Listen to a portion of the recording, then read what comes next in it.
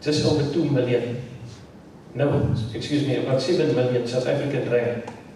The Hong Kong authorities, they had an independent auditor, they valued the same container, which we returned successfully to South Africa at over 27 million South African rand. At that time, the Hong Kong dollar was almost similar to the South African rand. And the accused, they were going to fight this case. And we arrived at this court, the Chu Sen Magistrates Court in Hong Kong. And we thought,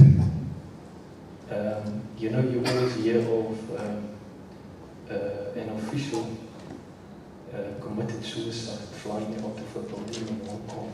And we thought of something like that, and we thought, no, we need to take state security, we need to take the police with it. And at the end, we were only 2 officials, and we went to fight that case, and we got a conviction.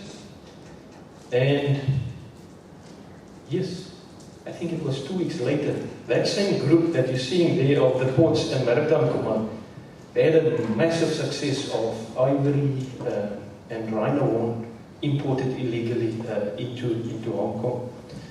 Somebody mentioned yesterday we need to extend the cooperation. Where is Hong Kong? Where's mainland China? Where's Taiwan? Anybody here? Anybody from the Far East? That's one of our challenges. A last case, same thing, same principles. Consignment exported premises identified in South Africa. 3 suspects arrested. Container on its way to Singapore. We applied the same principles, got it back. Malaysia, excellent cooperation at first, but we've lost that container. With regards to the foreign fishing fleet, there are some major cases underway. We cannot speak about them. They're current. But through the years, we've been working tirelessly. People have worked, has put in a tremendous amount of work. People like Dino Govender. I cannot mention all of them, but everybody that worked on this case, everybody, we are grateful to everybody that participated and brought these cases to the extent where they are. They're not finalized, they're still ongoing. But the success here is that 7 of those vessels, the Bahari Nusantara and the Bintan Sumudra Galantos and Makoti Abada. You know, Yves de Koning that opened the ceremony yesterday, we went to Alpe, and the picture below was taken last Friday. And South African owns 7 of those vessels now. And vessels that has been fully involved in IUU fishing. They are better resources, more sustainable resources, and get the communities. Yesterday it was mentioned, we focus on those resources, you know, send the community, provide that platform, you know. We need to work, the biggest challenge, in a multi-agency, in an integrated global approach to address the real issues. Similar like we've done in our pay fishing case. Although the Alpe fishing case is still current, the restitution action is being appealed, and although the case started in 2001, it's still current. We need to be able to speak about all the other cases as well in a multi-agency approach. You know, preserving our fish, and that way we address poverty and the unemployment rate.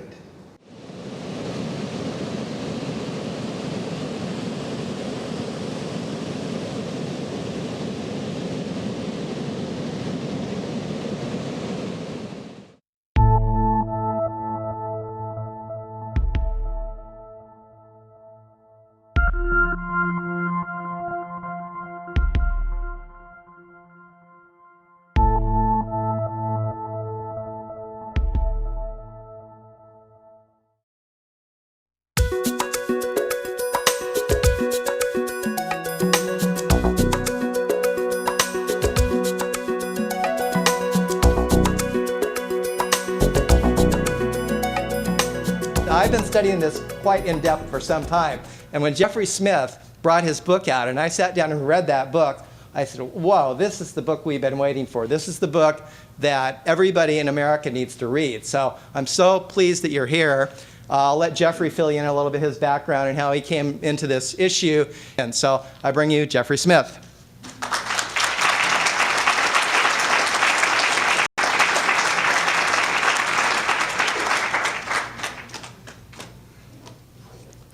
Hello, everyone.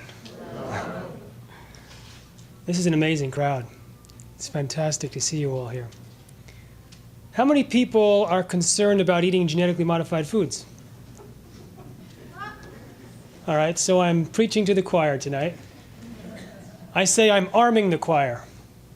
How many people try to actively avoid eating genetically modified foods? Wow.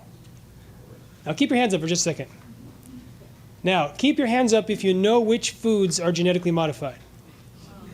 I find that amazing. So many people consciously try and avoid it, but they don't know which foods are. And that, by the way, Craig Winters is your champion. He is the man in charge of the labeling campaign, the big labeling campaign on Earth in the United States. Let's give Craig a big hand. He's a hero.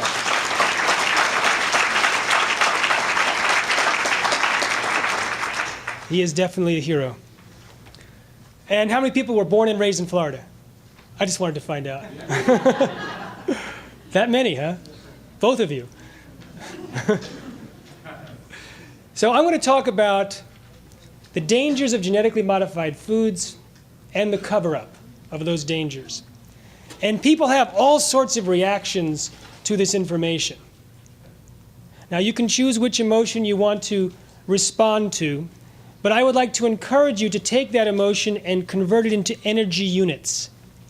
Maybe that energy unit or the action unit takes the form of filling out your letter to the congressperson and passing on the rest to the other 5. Maybe that action unit takes the form of being more vigilant in actually avoiding genetically modified foods and studying the issue more closely. I invite you to sign up also for my electronic newsletter. By the way, Craig's is fantastic. It's every week. I read it every week. And mine is a little more semi-wheneverly. Whenever I get back from some trip, I'll put together a journal of what happened. But I invite you to sign up for that also. But whatever you do tonight, you can choose to make this night a turning point in your digestive life. You can choose for tonight to be a turning point in your choices. And so you can take that energy, whether it be fear or anger or sadness, and you can flip it.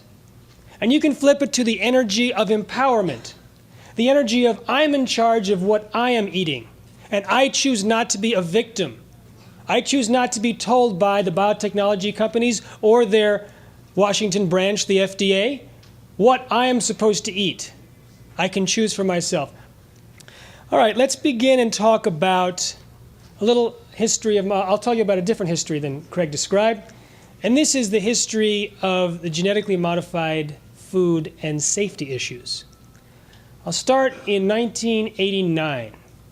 Individuals started going to doctors with all sorts of very severe symptoms. They had incredible pain, greater pain than the doctors had ever seen in their entire careers. Hair was falling out, there was memory loss, there was muscle weakness. Some people had their muscles tighten up and uncontrollably lock. The skin became leathery and painful. And the doctors were baffled. They had never seen this set of symptoms. Or maybe they thought it was something else like fibromyalgia because there was muscle pain involved. But they weren't sure. The doctors that did blood tests noticed an unusual signature of this disease. A white blood cell called the eosinophils, the count was huge. Some doctors had the initiative to look in the literature and said, who knew a lot about eosinophils?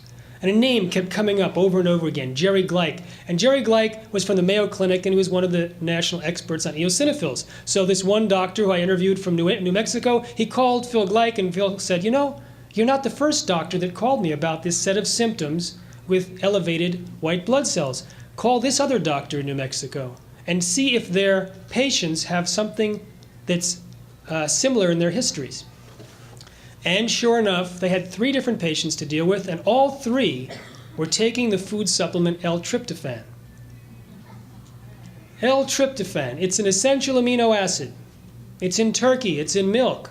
In its pure form, it's necessary to take for our nutrition. But somehow, this was a common thread in their history. But Jerry Gleick and others were not too convinced yet that L-tryptophan, which had been sold over the counter safely for years, was the culprit. Until within 2 weeks, 3 more patients came to the Mayo Clinic, and Jerry saw for himself. One was rolled in, they had to breathe through with a respirator, and all 3 were taking L-tryptophan. He called the Center for Disease Control and said, "It's out there and it's deadly." What they found, once they put the news in the newspaper, once it was in the New York Times, all of a sudden these doctors started getting calls from all over the country.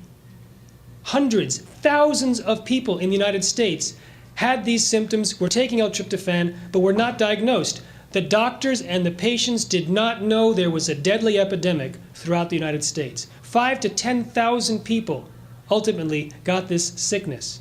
Some were permanently disabled. About 100 died. And it was all from taking this food supplement L-tryptophan. So what was it about the L-tryptophan? Well, some wanted to argue that it was L-tryptophan itself. But consider this, all the people that got sick were only consuming one of the 6 brands in the United States. They were all produced in Japan, but only the Showa brand was causing sickness, and it had some contaminants in it that the others didn't. So this concept that it was tryptophan itself, we'll throw that out.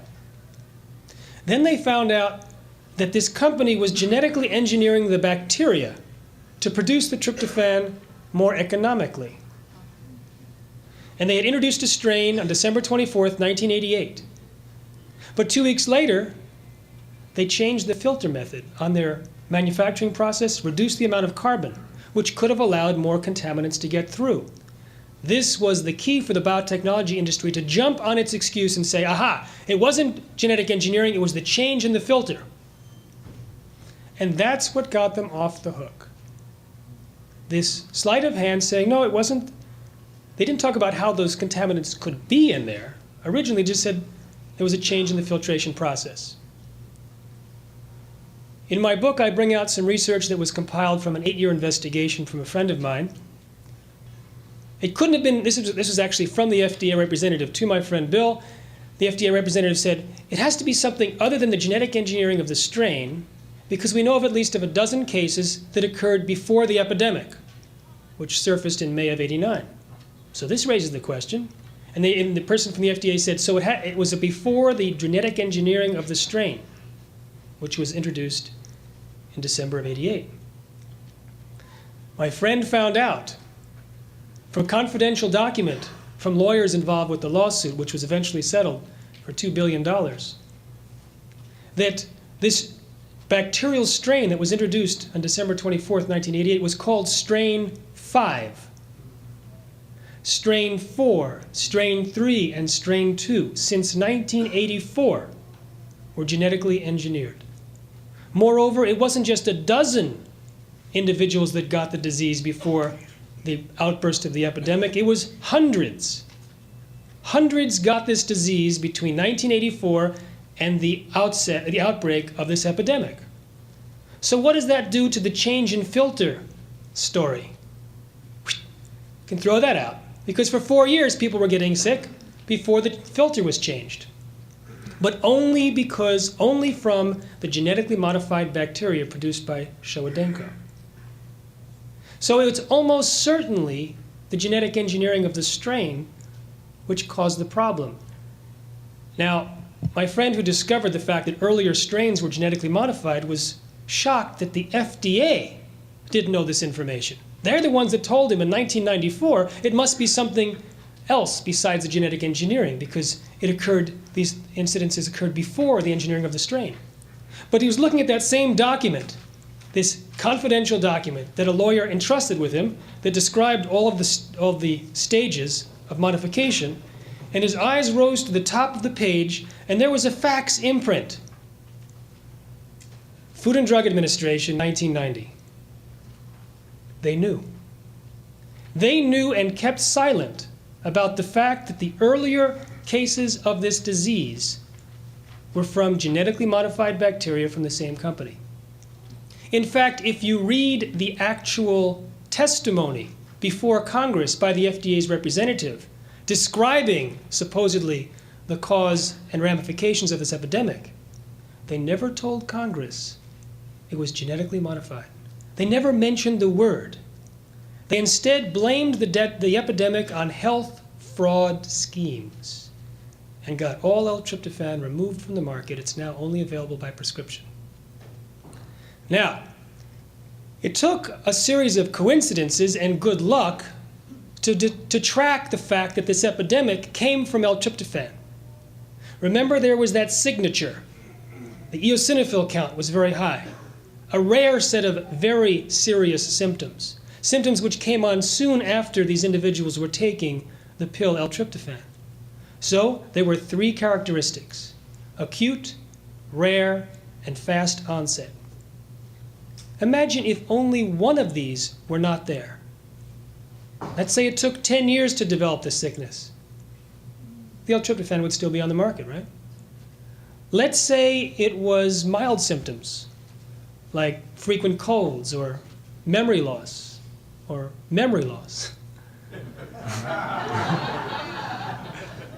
It would still be on the market. Let's say it were common ailments like cancer or heart disease or lymphoma or diabetes or obesity. You think they would rush people together and say, find out the history, find out what you're doing and someone else is doing? And since there's so many things that can contribute to these other problems, do you think they'd be able to sort it out? It's doubtful. So what about the other thousands of products on the market that are created from genetically modified crops or bacteria or fungus?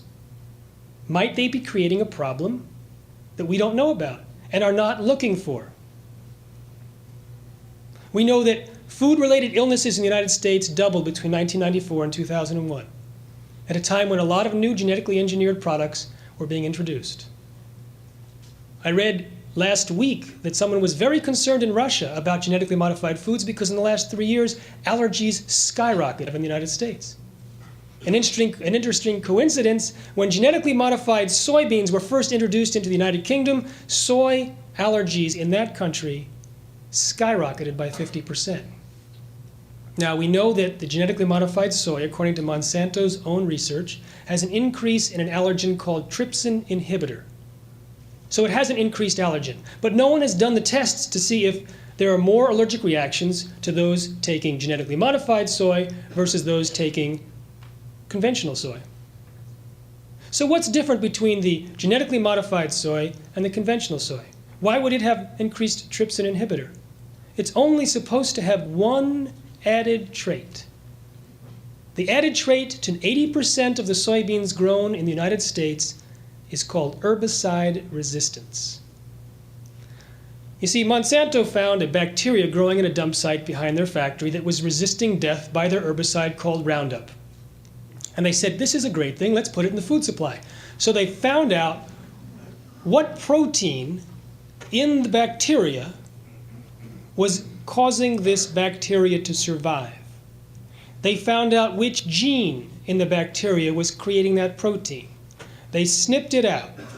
And typically, the way that you create a genetically modified product is you change the DNAs, you change the genetic code, you add a few other things to it, you put it on a bunch of little microscopic BBs of gold, you put it in a gun, a gene gun, and you blast a 22 caliber blast into a plate of cells and hope that some of your genes get in some of those cells' DNA. This is their precise method of insertion. And you don't know exactly where in the DNA it ends up. And the concept, the building foundation of genetically modified foods is that all you're doing is adding one trait, one gene to create one protein to create one trait, and everything else is fine. In reality, when you do that blasting, you can create all sorts of problems. There was a gene chip that monitored gene expression in the DNA at a time when the insertion occurred. Compared to prior to insertion, 5% of the host's genes were disrupted, meaning that they either increased, decreased, shut off entirely, or shut on entirely their production of protein. So if something is pumping out proteins at random that wasn't supposed to, what could that mean? This list will come up several times tonight. It could be allergenic, toxic, carcinogenic, anti-nutritional. If you shut down a gene, what could that mean? Some studies have found laboratory animals have died, etc. We don't really know all the potential ramifications, but we do know that the most common result of genetic modification is surprises. Surprise side effects. When you genetically modify a bacteria to create L-tryptophan more economically, it means you produce more L-tryptophan in this fermentation broth. They also added genes to produce different enzymes. So all of a sudden you have a bunch of different enzymes and L-tryptophan together working out and doing some very complex interactions. One of the world's experts at biosynthesis of L-tryptophan said you can end up with creating new compounds that you weren't expecting. These new compounds can then interact with existing compounds to create yet new compounds. This could explain those 6 contaminants. Moreover, the actual L-tryptophan itself is toxic to the bacteria. So in high quantities, the bacteria may do something to modify the tryptophan or the environment to protect itself. So we have an incredible amount of opportunity for unpredicted side effects. And this is the process of genetic modification, and this is used to create enzymes and additives and cooking agents and aspartame, NutraSweet, the genetic modification of bacteria or fungus. That's the first category of genetically modified products. Now, the second category is milk products.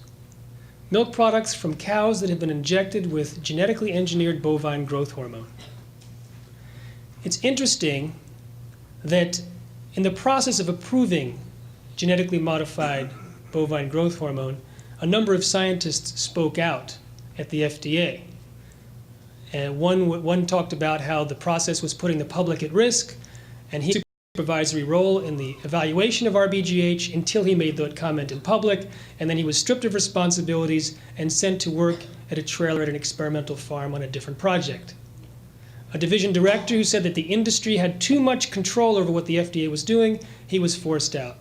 A veterinarian who was asking for too many tests that was slowing the approval process down, he was fired. The remaining whistleblowers decided to be anonymous. They wrote an anonymous letter to Congress and said that there was conflict of interest and fraud going on at the agency. They talked about Margaret Miller, who, for Monsanto, created a bunch of experiments on RBGH, then moved to the FDA to evaluate her own research. She also, according to this letter, at random, changed the amount of allowable antibiotics in milk. In order to approve this injection, it was going to increase infections, it was going to increase the use of antibiotics, so she raised the level from 1 part per 100 million to 1 part per million, a 100-fold increase.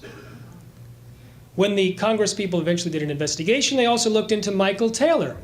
Michael Taylor, just before becoming the #2 man in the FDA in charge of policy, the man who decided that milk from cows injected with RBGH does not have to be labeled. He was formerly attorney for Monsanto Corporation. Monsanto produces RBGH. He later became a high-ranking official in the USDA and later the vice president for Monsanto. And that's not unique. If we look into the current and previous administrations, there's a revolving door. In fact, one interesting comment, someone described the Monsanto board of directors as a virtual retirement home for former Clinton administrators. And in addition to seeing the kind of pressure that was put on the US scientists, 10 years later when Canada was evaluating RBGH, the same thing happened there. 6 scientists testified before Parliament there that they had been pressured, and one was told that if he didn't approve RBGH, he'd be shipped off where no one would hear from him again. They said that Monsanto offered them a bribe of $1 to $2 million if they approved the RBGH without further research. Monsanto responded on national Canadian TV that they had misunderstood an offer for research money. Documents were stolen out of a locked file cabinet. And they eventually got permission to approve, actually to review the FDA's evaluation of RBGH and wrote a volume this thick on how it was full of gaps and improper assumptions and omissions, which I analyzed in my chapter 3 called Spilled Milk. And I described some of the research that the FDA used to defend approval. For example, I think you'll find this one entertaining, this bit of quote science. The FDA scientists wrote an article in Science magazine and said that the amount of natural bovine growth hormone in milk does not increase substantially in cows treated with RBGH, but even if it did increase, it wouldn't matter because 90% is destroyed during pasteurization. I looked into this with the help of some other investigators, and it turns out there actually was, according to the citations that they were using, a 26% increase in this growth hormone. A 26% increase in a hormone. But apparently that wasn't significant because the researchers only injected 3 cows.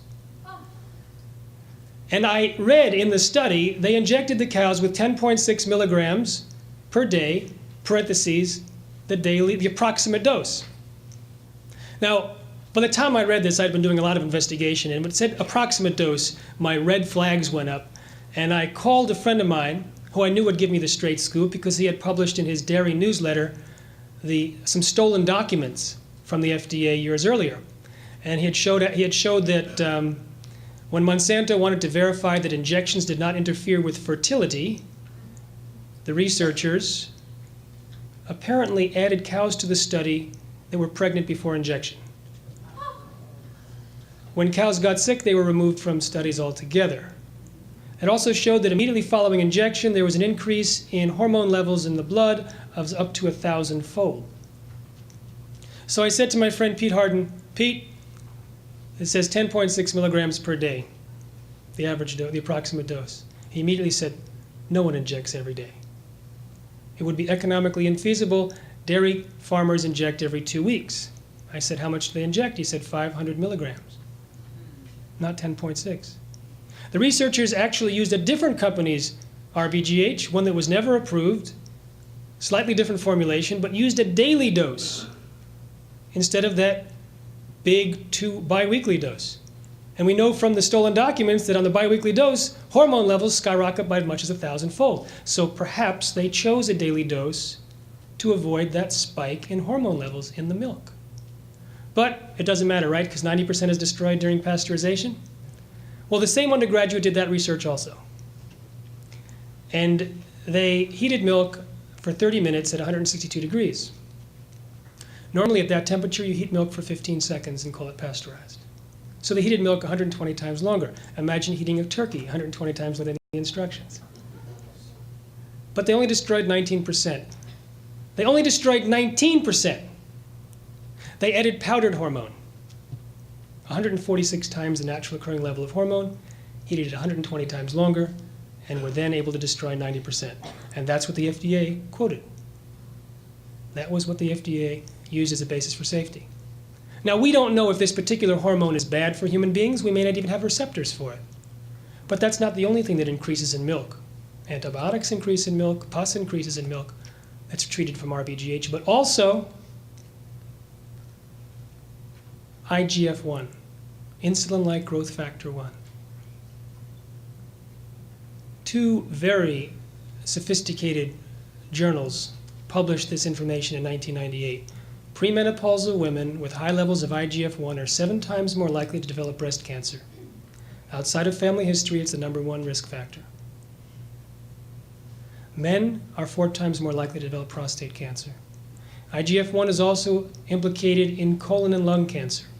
IGF-1 in milk is identical chemically to the IGF-1 in human beings, and milk drinkers tend to have higher levels of IGF-1. And the milk from cows treated with RBGH has higher levels of IGF-1. Sobering news, isn't it? So that's the second category. Milk, dairy products from cows treated with genetically modified bovine growth hormone. So let's talk about the first category, the one that most people know about, the crops. And let's talk about the FDA once again. Because in 1992, the FDA formulated a policy on genetically modified crops. They said no testing was necessary. If the industry that created the foods believed it were safe, then they could bring it on the market without even telling the FDA. No long-term safety testing required, no notification required. And they justified this policy with the following sentence. We know of no information showing that the foods created from these new methods differ in any meaningful or uniform way. We know of no information. Remember that, I'm going to test you on it. We know of no information. And that's what Americans believed. They figured that the FDA scientists got together, looked around, couldn't find any information, said, must be the same. Years later, a friend of mine spearheaded a lawsuit against the FDA. He got 44,000 documents, internal, formerly secret documents, and it showed what was really going on. The scientists said these foods can create, remember that list? Allergies, toxins, carcinogens or new diseases, antibiotic-resistant diseases, that's a new one, nutritional problems. They also said these problems would not necessarily be obvious to those who create the foods, and therefore they must be subjected to long-term safety testing before being fed to the public. One person summarizing all the comments from the scientists of the agency said, the technical experts at the agency believe that these foods are different than foods created from normal conventional means, and they have different risks. You remember what the comment was in the policy? We know of no difference. You know who was in charge of that policy? Michael Taylor, former attorney to Monsanto. He was in charge overseeing the rewriting of this policy. One comment from a scientist at the FDA made public from the lawsuit was, what's happened to this document? It's become a very political document, very pro-industry. It doesn't address consumer concerns. And he said, this is the industry's pet idea, namely that there's no unintended side effects, but the data doesn't support this. So they were aware that there could be unintended side effects. When the experts in the Canadian Royal Society looked at it, they said the default prediction of genetic modification is unintended side effects, and that there's no justification to assume that they're safe. David Suzuki says, if a politician or a scientist tells you that GM foods are safe, he's either very stupid or lying. David Suzuki is a geneticist. You may have seen him on PBS. So this was the concern by the scientists, but the number 2 person at the FDA, Michael Taylor, and even the number 1 person, the commissioner. The commissioner wrote a letter, which became public from the lawsuit, which said, the biotechnology policy is now in tune with the intentions of the general biotechnology policy of the White House, which is to also ensure the safe and speedy development of the US biotechnology industry. There was a huge movement to popularize genetic engineering because America was the breadbasket of the world, and America was the provider of technology for the world. Let's put them together. This was also industry's goal. When Arthur Anderson, a consultant for Monsanto, described how they had consulted with Monsanto, they said, describe your ideal future in 15 to 20 years. And the Monsanto executive said, we see a world in which 100% of all commercial seeds are genetically modified and patented. And then the Arthur Anderson consultant announced that they worked backwards from that goal to create the strategy and tactics to achieve it. And key to their success was the influence that Monsanto had in the government, which was legendary. One commenter who was in charge of biotechnology issues for about 20 years said that the regulatory agencies in the government have done everything that big agribusiness has asked them to do and told them to do. So that's the situation we face. They recommended long-term safety testing, the scientists, but the policymakers did not.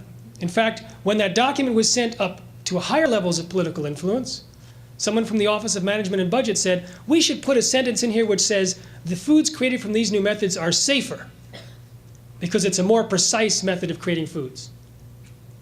So as the evaluation went up the political ladder, the foods got safer and safer. So what happens when you do submit these foods to long-term safety testing? I would like to know too. Do you know how many animal feeding studies have been done on genetically modified foods and published? Anyone? There's actually 10.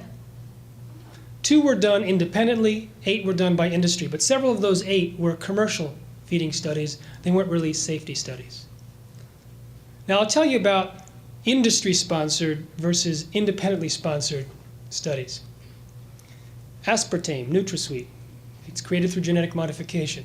It was responsible for 80% of complaints one year to the FDA about potential health side effects. Between 1985 and 1995, approximately 166 studies were done on aspartame, divided almost evenly between independently sponsored and company sponsored. 100% of the independently sponsored studies raised questions about aspartame. Some indicated the possibility of brain tumors. What percentage, by coincidence, of the company-sponsored studies raised a question? 0. So 2 of the 10 studies were independently done. 8 were done by industry. Let's talk about those 2. Let's talk about one of those 2. They were done by the same person, Dr. Arpad Pusztai. Dr. Arpad Pusztai, leading researcher in his field. It's a brand of protein called lectin. He was working at the leading nutritional laboratory in Europe. He was invited there 35 years or 37 years ago by a Nobel laureate to work in his laboratory, and he'd become the leader in his field. He had over 300 scientific studies done, about 12 books edited or written, and he was a money magnet for grant money because he was so thorough and well thought of. And he won a grant over 27 competitors, which was the big biotech grant from the British government. They were to create the protocol for long-term safety testing, the long-awaited protocol. This was actually in the mid-90s. Nothing had been published at that point, so it was all new territory. But he was called in because he had done nutritional safety testing for years. And he was leading a 20-member team in 3 different institutions. And as part of their creating of the protocol, which was to be adopted by both the United Kingdom and also eventually by Europe, they created a genetically modified potato. The potato was genetically modified to produce an insecticide. Now let's back up here for just a second and talk about that aspect of crops that are registered as pesticides, because you eat them.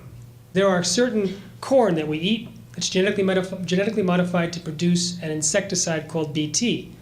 Cotton also is genetically modified to produce Bt. We eat cottonseed oil. It's interesting that farmers have told me that when they give cows cows reject genetically modified corn. Normally cows will eat the corn to the end of the trough. Whatever's there, they'll continue eating till it's gone. The first farmer put in a trough genetically modified on one side, conventional on the other. He let his 25 cows in and they all congregated on one side of the trough and never ate the ones on the other side. When this was told to other farmers, they repeated this study over and over again with cows and hogs, letting 2 or 3 into a pen at once, and they had 2 different troughs. The first one genetically modified corn, the second one conventional corn, and the same thing happened over and over and over again.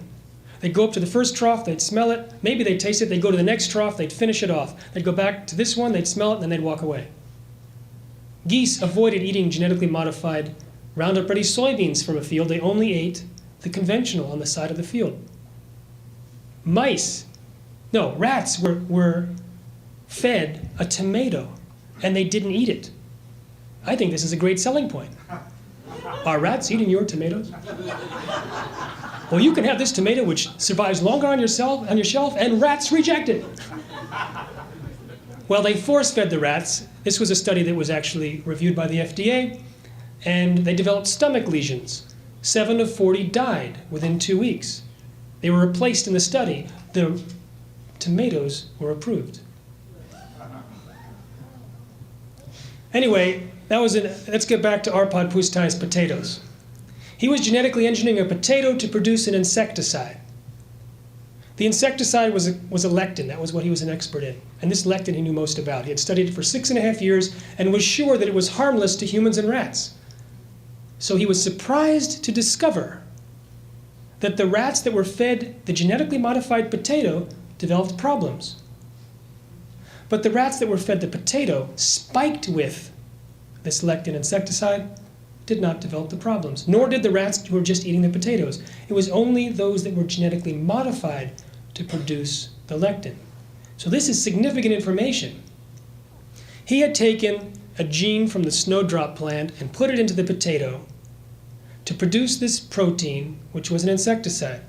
He knew the protein was safe.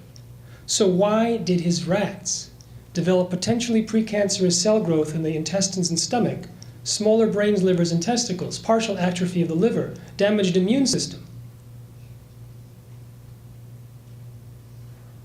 We're not exactly sure why, but we know it's probably the process of genetic modification and not that specific lectin, right? It's not the specific lectin.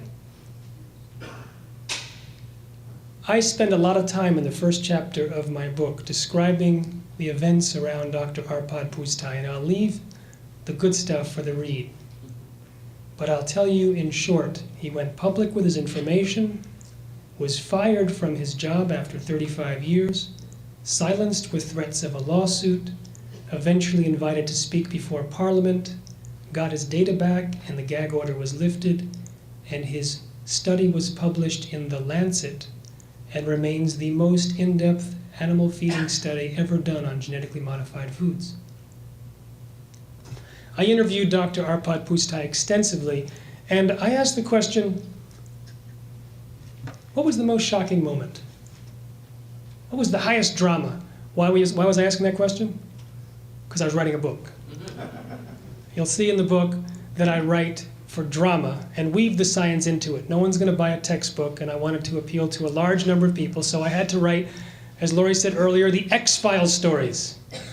I had to write about the bribery and the scientist who claims that a Mexican government official threatened him, even implying, "We know where your children go to school," and how fictitious names created by PR companies created an entire internet sensation to attack in research that was incriminating against genetic engineering, and how threatening letters from Monsanto have shut down stories from TV and newspapers and books. So I write that for your entertainment. So I asked him what was the most shocking moment. And it wasn't being fired after 35 years. It wasn't the moment that he discovered the damage to the rats. I was banking on one of those too, but I would have lost the bet. Evidently, I was the only one that asked him that question, because he had been interviewed hundreds of times but never told this story. He said months before this episode happened, his director, Professor James, walked into his office with a stack of about 700 pages, put it on his desk. Arpad's wife, a senior scientist at the Raoult Institute, came in. The director said, "This is the submissions from the biotechnology companies for their foods, 6 or 7 foods. The Minister of Agriculture wants a scientific opinion on these. He's meeting in Brussels with the other EU ministers." Now, Arpad Pusztai looked at this man, and then looked at the stack, and looked back at the professor, and realized this man would never actually read these pages, but he was on the committee to approve the foods. And Arpad also realized that most of the members of the 12-member committee were too busy. They weren't working scientists. They were on a lot of different committees. They were committee men. But Arpad and his wife had been spending the last 2 years evaluating and designing the appropriate protocol for safety testing for every variety before it was to be introduced to the market. So they were among the most qualified people on earth to review the stack of pages. They said, "How much time do we have?" The professor said, 2.5 hours. When reading those studies, he went straight for the data and the design, because he didn't have a lot of time. He said reading those studies was the most shocking moment, because he was appalled at how bad the science was, how poor the research was, and how little industry was prepared to do in order to get its foods on the market as quickly as possible and expose them to human beings. He said at that moment, he realized that what industry was doing and what he was doing, which was safety testing, was diametrically opposed, and it was a turning point in this very pro-biotech scientist's life. He called up the minister and said, I wasn't planning to give you a strong recommendation at this point, after only 2.5 hours, but I have to say, there is definitely not enough information here to allow these foods to be fed to human beings or to animals. The minister said, I don't know why you're telling me this. Your professor's committee approved these 2 years ago.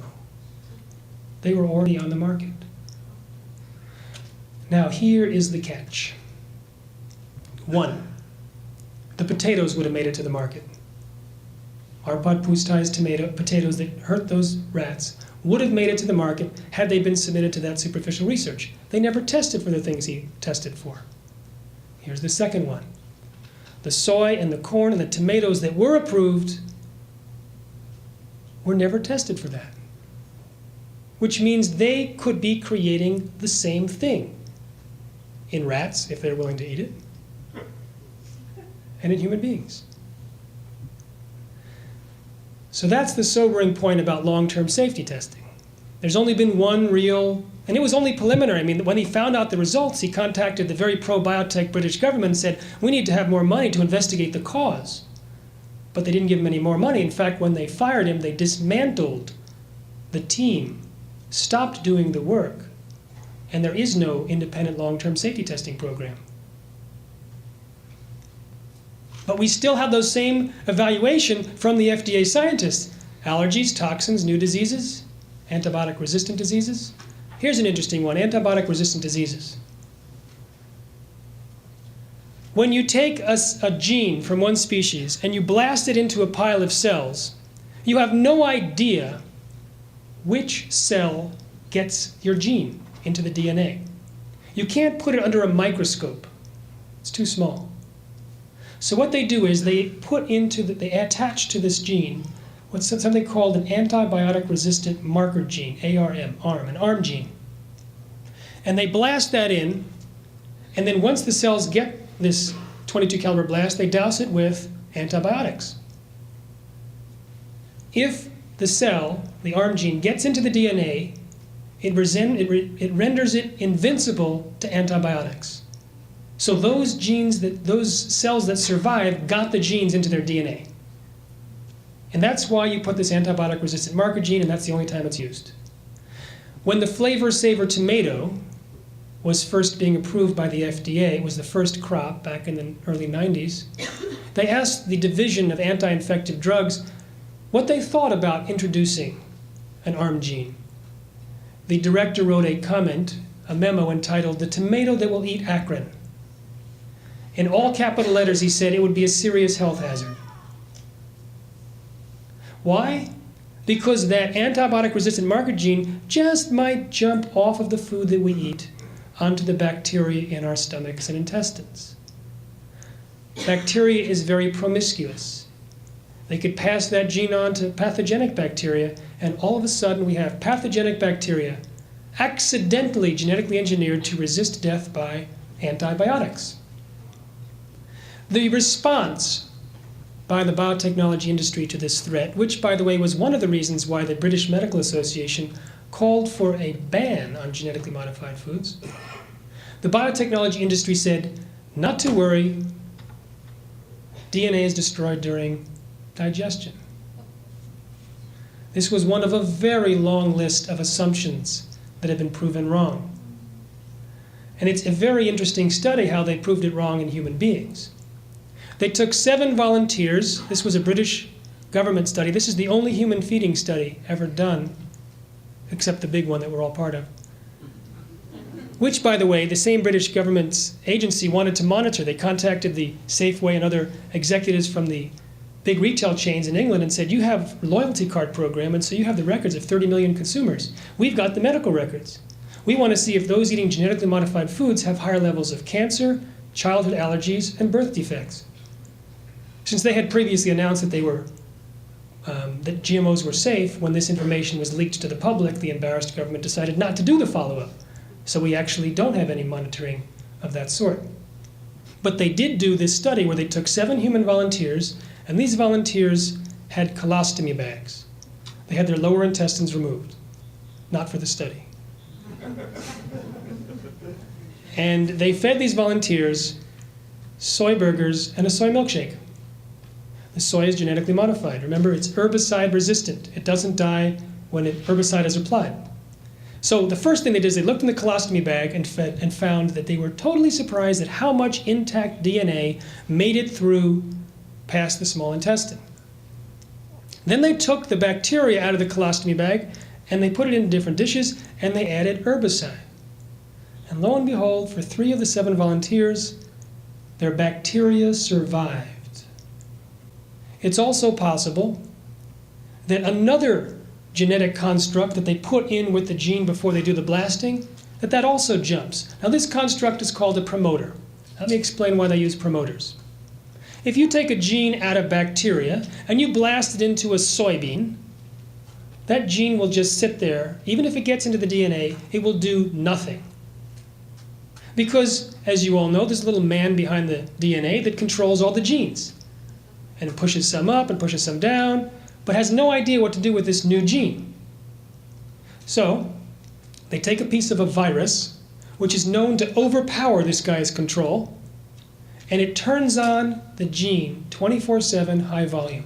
And it's attached to the gene, and it gets blasted in together. The theory was, this is another one of those assumptions that have been proven wrong, the theory was that the promoter will only turn on the gene to which it's attached. But guess what? Sometimes it turns on genes down the DNA, even on a different chromosome. And it can pump out proteins 24/7 high volume in spite of this man's objection. So what could possibly be the results of pumping out a protein 24/7? We've been through this list: allergens, toxins, carcinogens, new diseases, nutritional problems. It could be great. It could end up turning on the master gene, or it could be worse. Now, there are some scientists that believe that if this promoter gene jumps onto our internal organs, it might create unregulated cell growth, which could lead to, cancer. Now, this particular scientist that I quote, Dr. Stanley Ewan, he was the one that actually examined the inside of Arpad Pusztai's rats and found extra cell growth. Those are a couple of the 21 ways in which genetically modified foods can create unpredicted side effects, which is in my 2nd chapter. So let's change modes here. We've kind of worked our way down into the depths of possible problems. I can also mention some other things. For example, the corn currently on the market would certainly not pass the World Health Organization's recommended tests for keeping allergens off the market that are genetically modified. There's a lot of implications that it should never have been approved. And we won't talk about some of the other ways in which studies were rigged to avoid finding problems, some of the 8 out of the 10. But let's talk about what we can do. Now, I personally believe that genetically modified foods are one of the most serious threats to health and the environment. I also think it's one of the easiest battles to win. We don't have to convince the Bush administration of anything.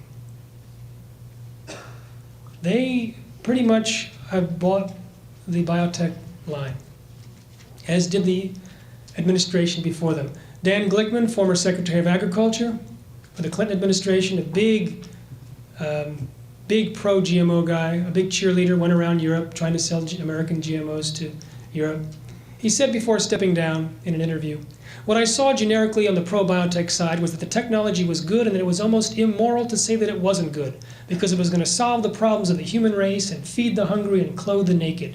And if you were against it, you're Luddites, you're stupid." And that, frankly, was the side our government was on. And you felt like you were almost disloyal and alien by trying to present an open-minded view. So this is an indication of the thinking of the government. which means maybe they're not liars, maybe they're just bought into mythology, which is what I believe. So how do we combat that thinking, which was paid for by a $50 million yearly budget for advertising, $142 million spent in 2001 for lobbying Washington, and all sorts of revolving door of people that go from biotech to the administration. I don't want to fight that battle, but I don't have to. There's two other ways. One is through labeling, and Craig is the champion for labeling. 94% of people said that they want the foods labeled. More than half said they wouldn't eat it if it were labeled. Which raises the point about consumer purchasing. Consider this.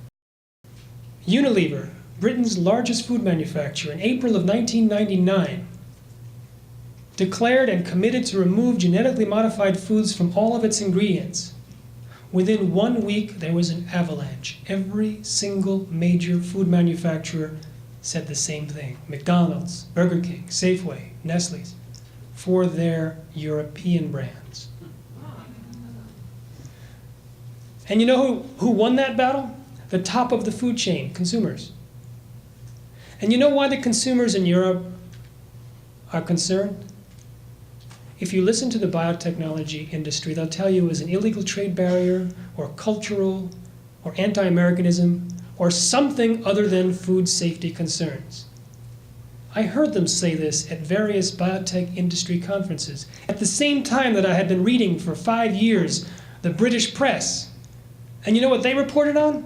Arpad Pusztai, damaged rats, antibiotic resistance, British Medical Association wanting to have a ban. They're actually reporting on this stuff. At the same time, the United States media is completely close-lipped about the potential safety hazards, and certainly about the corruption that's going on. That is why there's resistance there and not here. A study showed that the more people know about genetic modification, the more concern they have. Enter my book. The more information, the more concern. Consumers' concern, steps to protect themselves. Steps to protect themselves, avoid eating genetically modified foods. Avoiding eating genetically modified foods, pressure on the industry. They don't need to lose 10% market share in order to make a change in their ingredients. You can be sure of that. Just a little indication that they're dropping market share, seeing a trend, and that's it. They don't gain anything from using genetically modified foods like corn and soy. They can tell their farmers, if they're large enough, they can contract direct with the farmers. They already do. Frito-Lay has told its farmers not to grow genetically modified corn. Gerber's taken GMOs out of its baby food. Trader Joe's, Whole Foods, Wild Oats, they've taken out of their brand names or committed to do so. But the biggies like Kraft were on their case. My background, by the way, I worked at a GMO detection lab, but not as a laboratory technician, as the vice president of marketing. I did marketing and communications for the precursor to Craig's group that was trying to get the products labeled, and I also worked with political groups.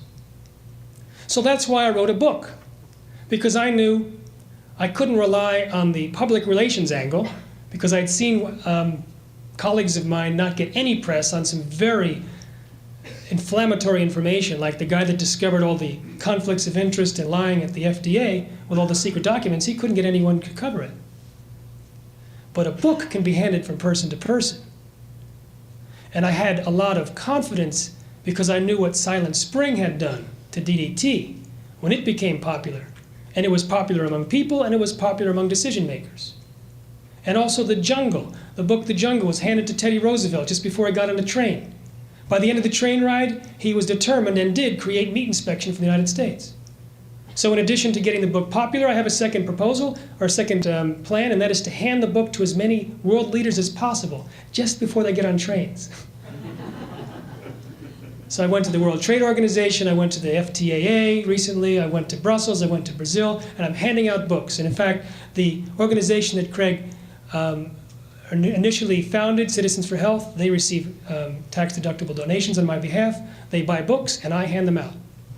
So that's my strategy. That's my marketing strategy. I'm open book about it. In fact, I describe it in the last chapter. I say what I wrote, what I didn't, and why. Basically, the book is about food safety and corruption. I don't talk about environment, even though I think it's a worse danger, because you can't recall the genes or the fish from the ocean or the air. I don't talk about farmer issues. I save that for a second book I'm writing. This is a book on food safety because this, I think, is the leverage to change people's diet. There are some people in this room that might change their diet for environmental purposes. Most people in the country will not. But talk about protecting your children from the kinds of things we talked about, man, that's leverage. So that's why I wrote the book, and I need some help. I can't do it alone. I count the number of people that I talk to, and I count the number of radio shows that I'm on, and I multiply it by how many people I need, and I need some help. So if you feel so inspired, you're welcome to get a book and pass it on once you've read it. So I invite you to participate if you so choose. But I'll tell you, it's working. All right, so how to avoid eating genetically modified foods. Chapter 8 in my book is called that, How to Avoid Eating Genetically Modified Foods. I also have information on my website, which is seedsofdeception.com, easy to remember. There are basically 4 major crops: soy, corn, cottonseed, and canola. Soy, corn, cottonseed, and canola. Everyone, soy, corn, cottonseed, and canola. You will remember these if you want to remove GMOs from your diet. If you buy organic, it's not legally allowed to contain genetically modified ingredients. Many products in health food stores say non-GMO. Short of that, you have to avoid soy, corn, cottonseed, and canola, and the offspring of soy and corn, which is high fructose corn syrup, corn sweeteners, maltodextrin, dextrose, soy lecithin, soy protein isolate, things like that. And then there's a little bit of genetically modified zucchini and crookneck squash, and the majority of papayas from Hawaii. The tomato, off the market. The potato, off the market. There's a cigarette called Quest 123. Those are genetically modified. There's also the milk from treated cows. It has to say organic or no artificial hormones. And then there's these enzymes and additives which are much more difficult to identify. It's easier to avoid them by either making your food from raw ingredients or buying organic. Aspartame is one that is labeled, the rest are generally not. Hard cheeses have chymosin used instead of rennet. 80% of the hard cheeses in the United States use this genetically modified chymosin as an enzyme. So I have I have all this information in my book. How many people have read my book? Okay. How many people felt some emotion from reading the book? Okay, here's my big risk. How many people made some changes in their diet or reinforced changes in their diet they'd already made from reading the book? Okay, almost everyone. So it's working. So that's what I'm doing.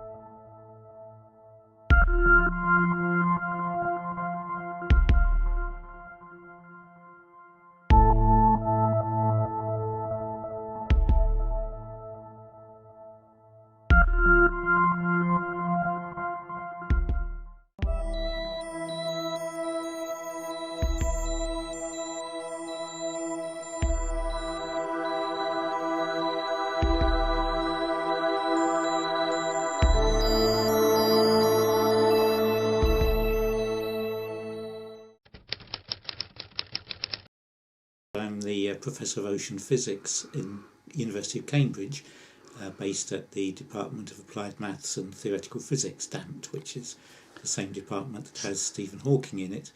And I've been working for the last 40 years on sea ice research and polar oceanography and how the changes in the Arctic and Antarctic ice are affecting the world climate.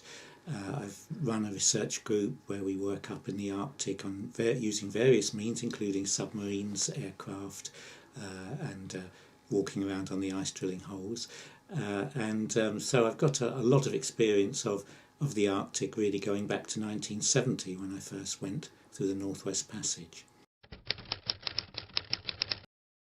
What you see in the summer, for instance, used to be very heavy pack ice remaining across nearly the whole of the Arctic, so that if you tried to get through it in a ship you'd have a lot of difficulty. Today it's more or less like a blue planet in the Arctic, that the ice lies so far back in the summer that you have an almost ice-free Arctic Ocean. That's a big change. Another big change is that when you're actually on the ice, working in it, you find that there's very little multi-year ice left. That used to be the dominant ice type in the Arctic. Very thick, very rugged, with very big, heavy, thick pressure ridges, maybe 50 metres deep. The ice itself 3 metres thick. Very hard to get through in a ship. Today there's almost no multi-year ice left. All the ice forms in 1 year, melts and disappears and has to grow again the next year. So that's called first year ice. It's only a metre or so thick, and it looks completely different. The actual landscape of the Arctic Ocean has changed completely over the last 30 years. People are concerned about it because what it's preceding is actual disappearance of the ice, and that's something which could easily happen this year or maybe in the next couple of years. That's disappearance of the ice in the middle of summer, that's in September. That the volume of ice that remains in the summer is now only a quarter of what it was in the 1980s. And if that downward trend continues, there's no reason why it shouldn't do, then the summer volume will go to zero in just a couple of years' time, possibly. New coal-fired power stations. And this comes from Mr. Roger Price, who is the Chief Executive Officer of WindLab, an international wind energy company that is investing in wind energy in South Africa. And he says it's a false comparison to compare the cost of generating wind energy with the old coal-fired power plants, because their capital costs have been paid off. He said, well, the price of electricity is 16% per year. I think it was for 3 or 4 years, 5 years. I didn't want to make things sound worse than they actually are. This particular gentleman, Mr. Price, who has a very fortuitous name, Mr. Price said the cost of wind energy is far more competitive and increasingly becoming so. And he says it long before we can have wind as a base load. Then he attacks this myth that I've also heard often before, that you can't use wind as a base load for electricity because wind blows erratically. Today you would think that the wind never blows in Cape Town. Yesterday you could hardly stand on your feet outside. And we do know about erratic wind, but he says that's not a problem because the wind is always blowing somewhere in South Africa. The wind is always blowing somewhere in South Africa.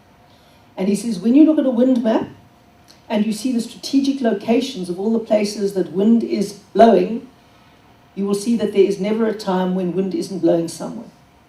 And he believes that it is enough wind to provide and to sustain 25% of the grid's capacity without any strain. So he says it's a complete myth to believe that wind can't be used as a baseload. We all know about our glorious sunshine, and I was amazed when I was in Germany recently. They think they've got wind, and then you try not to laugh or look patronizing. It's a tiny little breeze that lets the leaves rustle now and again. And they also think that they've got sun, and you say yes when it's not entirely overcast. But they've done amazing things with harnessing that really minute amount of natural energy. I went to a little village called Feldheim. Now, it is a small village, but they've taken themselves entirely off the electricity grid. The entire base load of that town is powered by wind turbines and by solar energy, of which they have a huge lot less than we do in any of those areas. So I thought this was a fascinating article. And I think much sooner than any of us expect, we will find that green energies are highly competitive. And that is why we have to make sure that they can compete from here. And that is why the role of Cape Town is to ensure that we are ready, preemptively ready for that. And that is why Cape Town is looking at a green hub and a green industrial hub around the entire area of Atlantis, running up in the new industrial development zone around Saldanha, so that we can be at the forefront of manufacturing the technology required to harvest green energy sources and in generating them and in reticulating them. And Alderman Walker has a very crucial role to play in that, because Alderman Walker is the MACO member for Economic, Developmental and Environmental Planning. And you will see that for the very first time, Cape Town has understood that you can't have separate planning lines for the environment, for development, and for economic growth. They have to come together. Otherwise, you end up with an unresolvable tension between them, between the developers and the environmentalists. And I must say that there is always that tension, but we have to understand that unless development happens, we won't have jobs, and unless development is environmentally sustainable, we will undermine what we think is progress, and we will create more problems than we resolve. So all of those things have to come together. But every planner in this room knows how frustrated I get by the obstacles that I believe that planning often puts in the way of progress. And it doesn't help knowing all the things that we know if we can't act on them and can't get ahead of the wave. We know that we have the very best potential sources of wind, sun, wave energy in the world. We've got what I call the oil wells of the green economy right here. We've got abundant natural gas, which is much more environmentally friendly, and it's offshore, it's not under the Karoo, so let's not start a big fight about that. It's offshore, and we can use enormous amounts of that and get a much bigger component of that into our base load. But if we're going to do that, we've got to see that that's necessary. We've got to release the land, we've got to get it zoned properly, we've got to make the environment attractive to investors, we've got to make them think that we want them because we do, and we have to remove every single bit of red tape that we possibly can to make that possible. And every planner must understand that they have a nice, comfortable job, but when they sit behind their desk, they've got to think of the hundreds of jobs that become possible with green development and make it happen. You know the problem of corruption all of these years from governments, NGOs, companies. So what do you think is quite realistic to organize such a campaign? Anybody, groups in rural areas, so in order to have a real sustainable development and to fix the problem of poverty and to get clean community energy, if we insisting that these funds to be given as loans without interest. What do you think? Thank you. I think we must not forget historical responsibility when it comes to issues of climate change. So here we are looking at the concept of climate debt. This is a debt that must be paid, and the issue of loans may have its relevance, but not in this context. So it's very clear that this is an issue that requires subsidies. It's an issue that requires taking away public financing, away from dirty energy, and putting it in renewable sources of energy. In this way, we help to address the issue of energy inequalities that is part of the global problem in the world. So some people have energy, not just having it, they have excess, they waste it, while on the other corner of the world, they lack energy, so other people lack energy access. So we need to look at it. The enterprise model being promoted by the World Bank, yes, it has its relevance in certain contexts, but we are looking at social marketing, the ways that vulnerable groups will be accommodated, will be allowed to gain energy as part of the new energy transformation. This is why communities need to own it, they need to be able to produce it, they need to be able to manage it. It has to be decentralized, completely different from the monopolistic tendencies that we have today.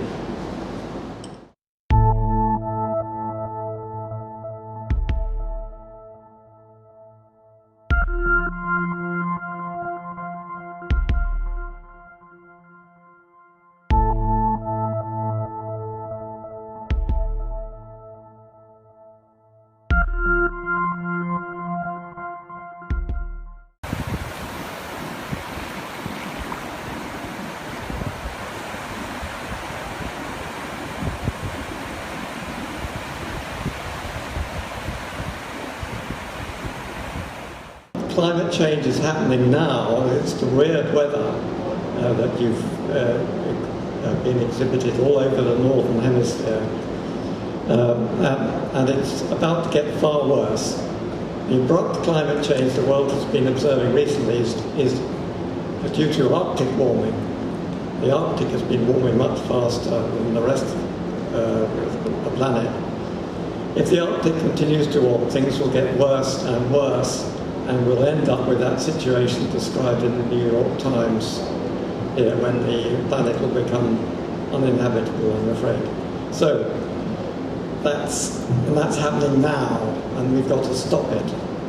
So what's going on? Well, the Arctic has started a vicious cycle of warming and melting. This is the start of a runaway meltdown of the whole of the Arctic ice cap. It has to be stopped. AMEC believes that it can be stopped by cooling the Arctic quickly, and we have some top engineers advising us on how that can be done. The public is not being told the truth about Arctic meltdown. Governments are doing nothing to stop Arctic meltdown. This is why I'm giving this press conference. We need action. I'm a scientist and I'm an engineer. I'm educated as a scientist and did engineering and went into computer systems. And I look at the planet and I marvel at how the Earth system has kept the planet suitable for life for around 2 billion years, but with a few major extinction events to force evolution along.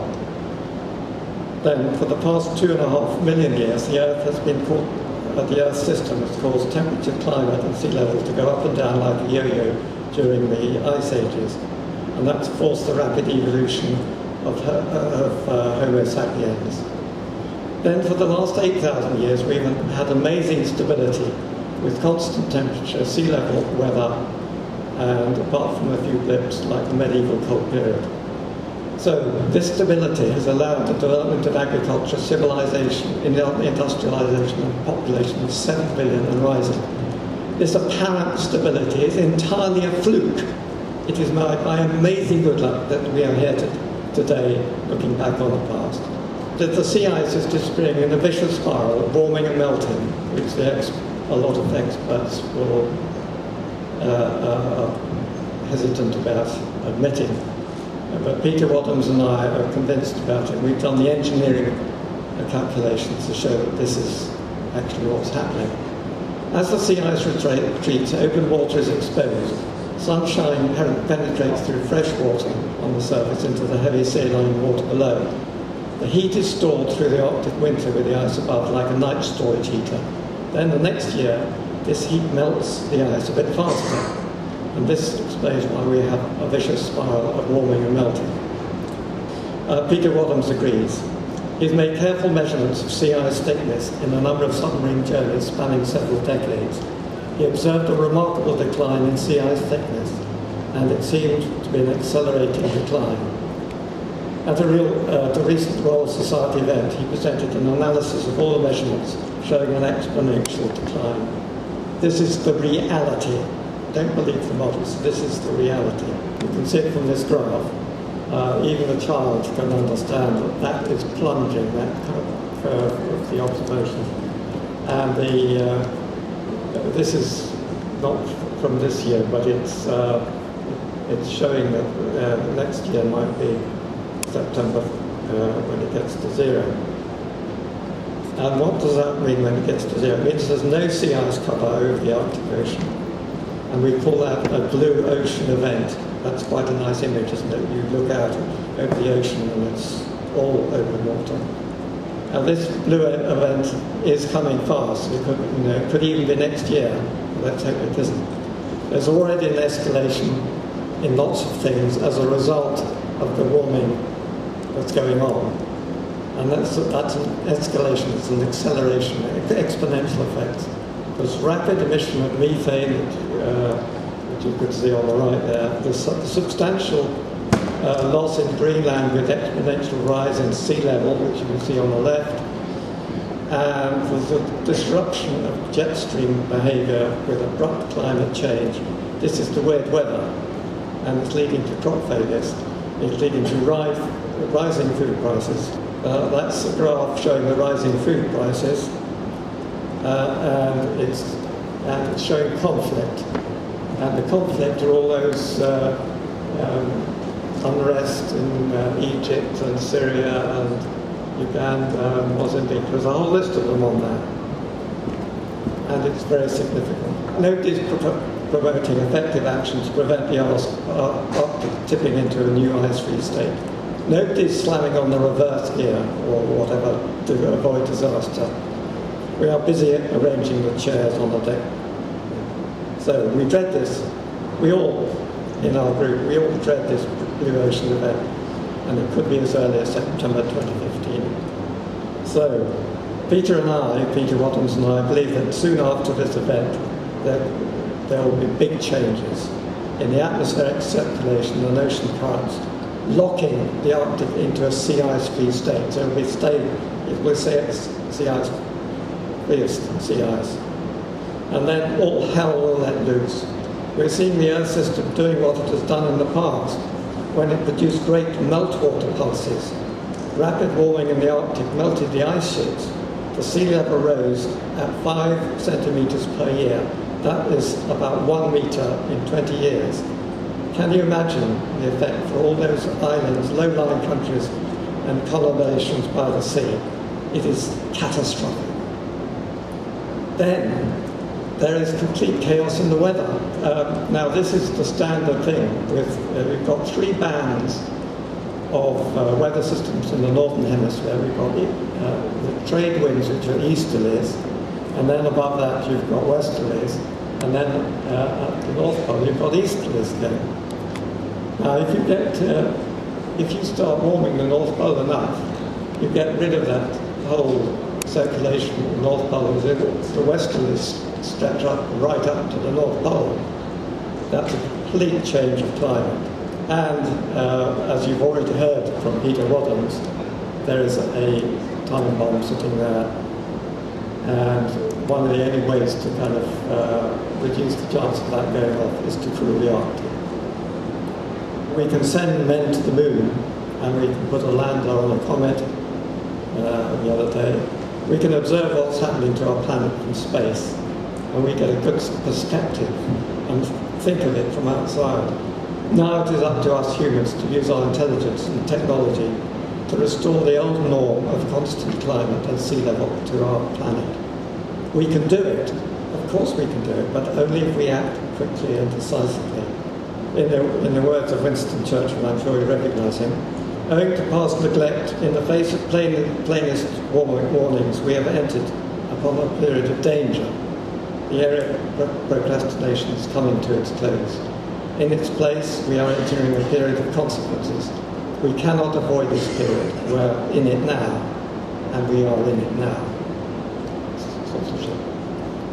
Well, fortunately, AMEC has one of the most reassuring people I know. He's a brilliant, absolutely brilliant engineer called Stephen Salter.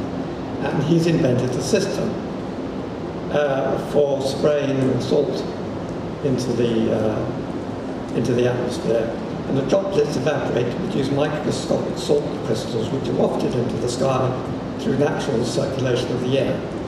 These crystals then act to brighten the clouds, cloud condensation nuclei, for those of you with the science.